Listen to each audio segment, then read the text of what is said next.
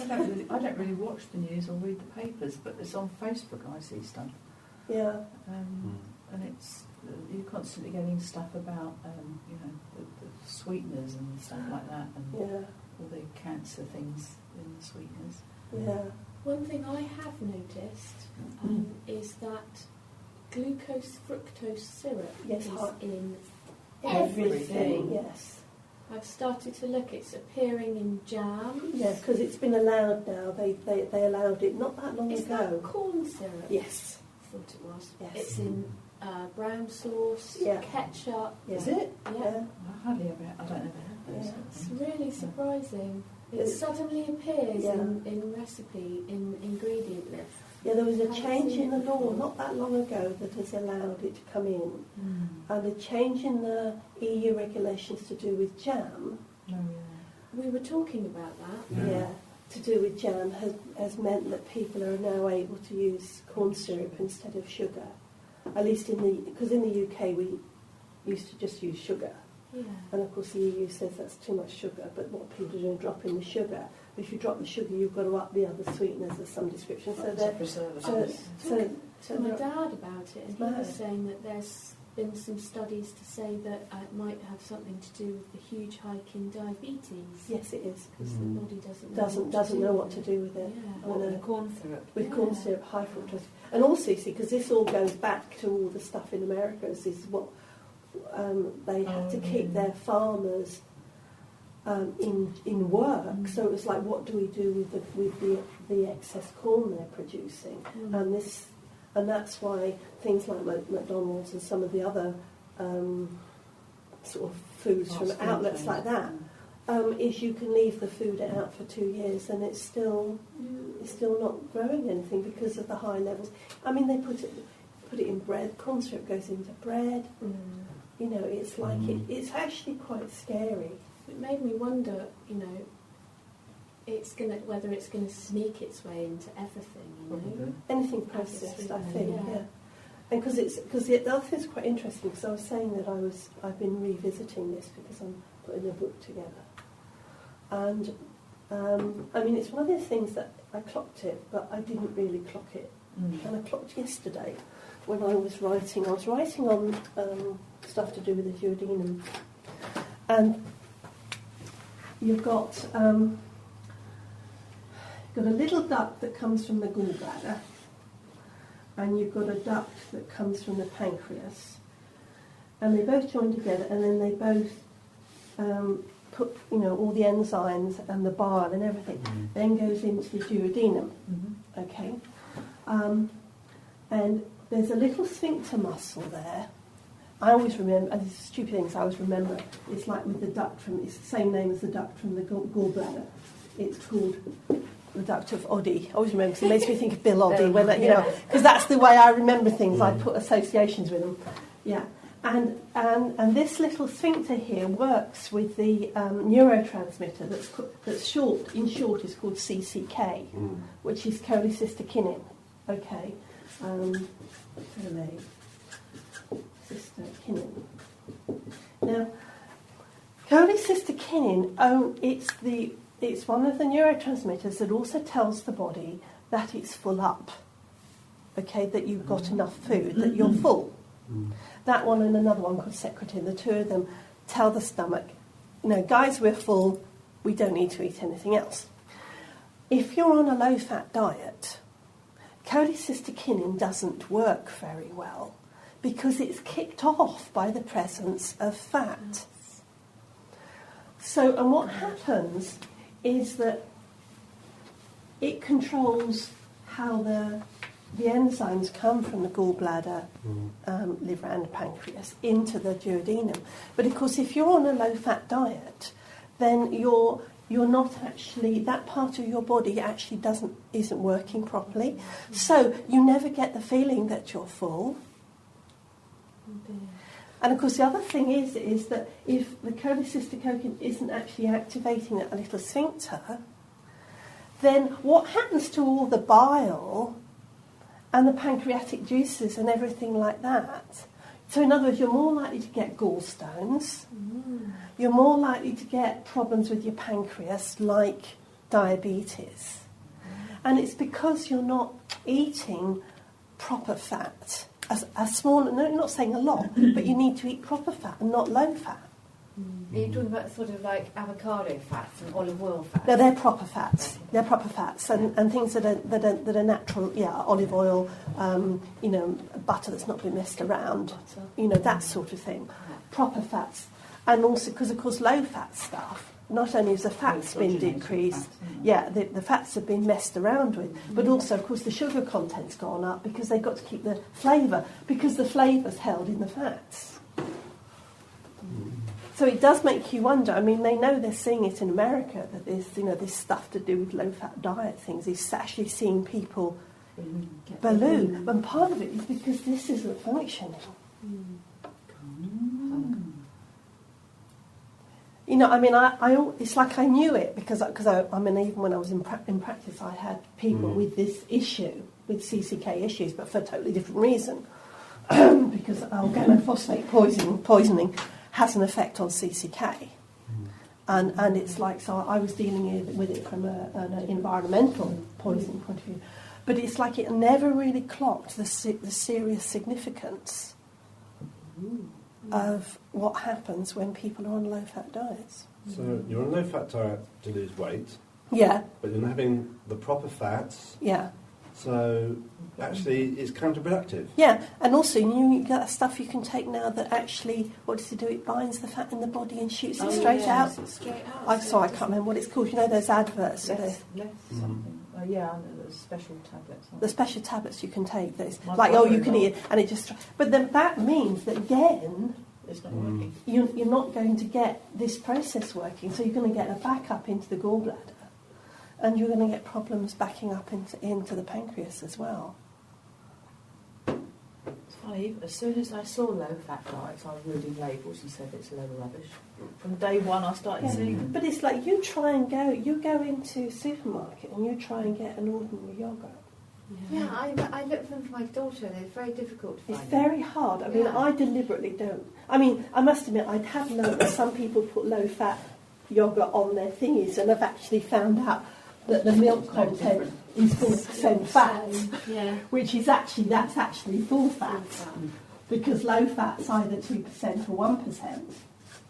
Okay, so sometimes they're obviously doing it because, it's like a sales pitch. Yes, a sales pitch, but of course quite genuinely, or no fat, How can you have no fat? Oh, they're out there.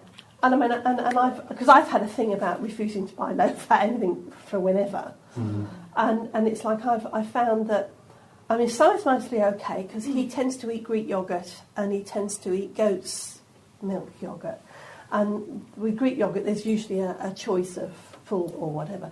But I find with other yogurts, particularly ones that have got fruit in, it's actually very, very hard to get something that's still full, that's actually yogurt with fruit. Because quite often if you buy the like posh style fruit yogurts, they've quite often got cream in them added to them as well, along with the fruits. It's not just the yogurt. To make it smoother. Yeah. But it's a real thing. When you start shopping, like you're saying, especially for children, because but the thing is, you see, as soon as you drop the fat to keep the flavour, you've got to up the sugar. Well, that's the other thing, because in the ones that don't seem to be, no fat or whatever, they've got lots of sugar in them. So it's a bit of a catch-22, aren't you? Yeah. So the best thing perhaps is just the Greek yogurts, which is kind of a bit more natural. Yeah, and if you want to add stuff to it, then add it yourself. Yeah. Something like the Yeo Valley ones. But they do low fat and full fat, but their full fat ones are actually. But even so, their flavoured ones, they only do 2 of their flavoured ones that are full fat. So no, because it's blueberry and peach and something else, because they're the ones I eat. Going back to the corn, I did a farm walk up at Riverford a few weeks ago. Yeah. And he said, we did have some sweet corn in this field. He said, but it ruins the fields. It ruins the ground. It gives nothing to the earth whatsoever. Yeah. This is a terrible crop. Yeah, because it's grown a lot in this country for cattle food. Yeah, that's why it's grown And then, of course, you get corn-fed cattle. Mm. Oh, does that make them grow bigger? Yeah, Because faster of the because sugars it's in it. sugars. It's high-level sugar. So, I'm sorry, I Corn was biscuits, just they do. so is sweet corn not so good for you? Is that Well, is that sweet corn itself different? is fine. Okay. You know, but it's like it's when it gets processed into other stuff. That's It your always trouble. comes down to it, doesn't it? Because Corn you know, syrup, is sweet corn made into syrup. Into syrup, okay. Yeah. Because you think about it, sweet corn as a vegetable, It's quite sweet. it's quite sweet, but there's also quite a lot of roughage in it. I Doesn't mean, you know, it? it just Yeah. can come straight out the other Yeah. end. You know, almost. The sweet corn in this country is nothing like the sweet corn I had in Canada No. when I was over there a few years ago. It's like eating honey. It's Yeah, so so sweet. sweet. Yeah, What, it's over not- here? No, Over in there. Canada it's completely different. It's probably I find it's a different type of it's well, a it's different weather conditions. and as different well, weather I think, conditions. Yeah. Much, Yeah. much hotter over there. Yes, and of course the thing is, it's like that's one of the reasons that the trees, the maple trees in Canada, go so red. Yeah. Is because it's hotter. The actual leaves have got more sugar. Yes. And so when the autumn comes and they turn, it's the same in Japan, they go really red. Whereas here we get red, but we mostly get orange because we don't have the same heat to generate the natural sugars. It's like a natural red tree that goes even redder. but, In red, yeah. You know, and so it's a lot to do with that this climate and things. So yeah, interesting. It's one of those things you sometimes think, where's it going to end? Well, even the net zero, because we get ketchup for our kids and us, and we get the reduced sugar and salt, but they've still got it in there. Yeah. Sugar and salt in those ones. There's Yeah. not sort of you can't get a zero No. by all accounts. Well, the thing is because not enough people would buy it to make it worth their while. Because people are so conditioned to salt and sugar. Yeah. You need a certain taste amount of of it. salt and sugar to make a ketchup anyway. Anyway, yeah, So if you made homemade stuff, yeah. you would be putting salt and sugar and other stuff in In it. it. Okay. Yeah, As a but it's preservative. how much. Yeah. And as a preservative, yeah. But you see, sugar on its own is a relatively natural preservative, as is salt, because that's why salt was so Cure valuable vaccines, in the Middle Ages, because it was a preservative.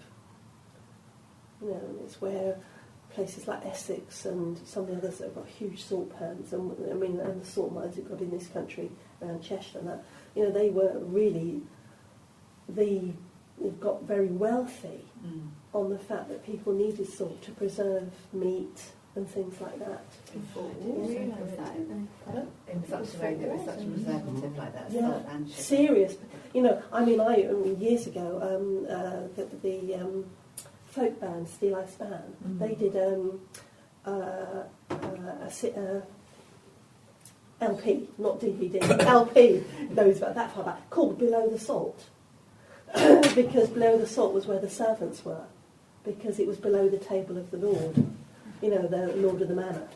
And because salt was so valuable, you know, that if you ate below the salt, you ate the rubbish, you know, because they were eating the stuff that had been preserved and the best stuff.